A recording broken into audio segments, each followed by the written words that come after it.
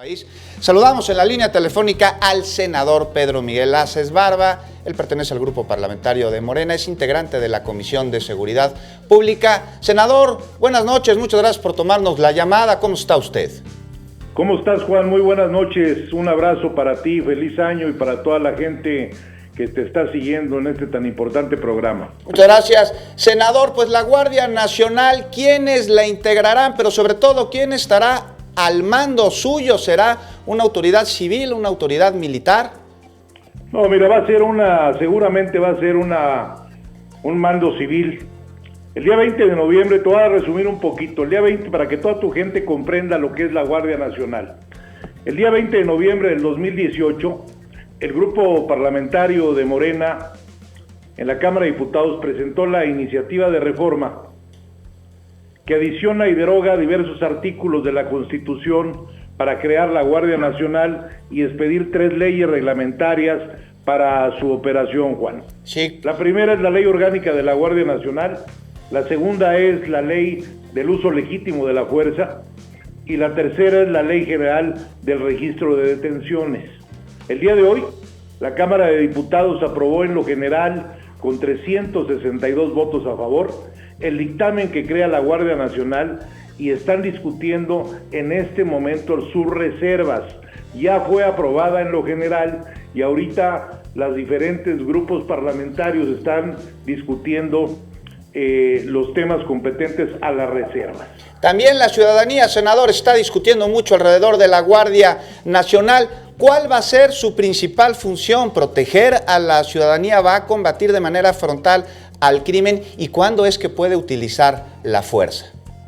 Pues mira, yo creo que estamos viendo resultados en muy corto plazo en este nuevo gobierno que encabeza el señor presidente de la República, el licenciado Andrés Manuel López Obrador. Hemos visto hoy que ha demostrado esa valentía que él tiene para combatir el huachicol. Entonces, estamos tocando temas en el Poder Legislativo muy importantes el día de hoy. Hoy también te quiero comentar para que la gente sepa, porque yo creo que lo más importante que debemos tener nosotros, los legisladores, los políticos, es informar a la gente qué es lo que pasa. Yo por ello agradezco esta oportunidad que tú me das aquí en este gran medio de comunicación para expresarnos y que la gente sepa exactamente qué es lo que está pasando, ¿sí? Cuando se aprueba la reforma constitucional, después de que pase aquí en el Senado y en los estados, eso es exactamente lo que va a pasar a la pregunta que tú me acabas de hacer. Senador, muy buenas noches, le saluda Feli Carnaya y precisando por supuesto más la información de esta aprobación ya de la Guardia Nacional, hay un tema muy importante y se trata de los derechos humanos. ¿Cómo es que se van a garantizar los derechos a partir de que comience su funcionamiento?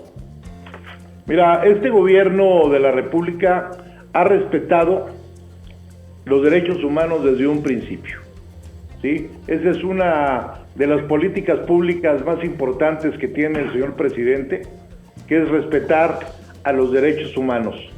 Esto se va a seguir haciendo y el día de hoy, pues como tú lo sabes bien ya, un civil va a ir al frente y eso es un respeto a los derechos humanos y es un respeto a las garantías individuales de todos los mexicanos. Senador, la Guardia Nacional se va a encargar de todos los asuntos relacionados con la seguridad en el país y con el combate a la delincuencia. Es correcto.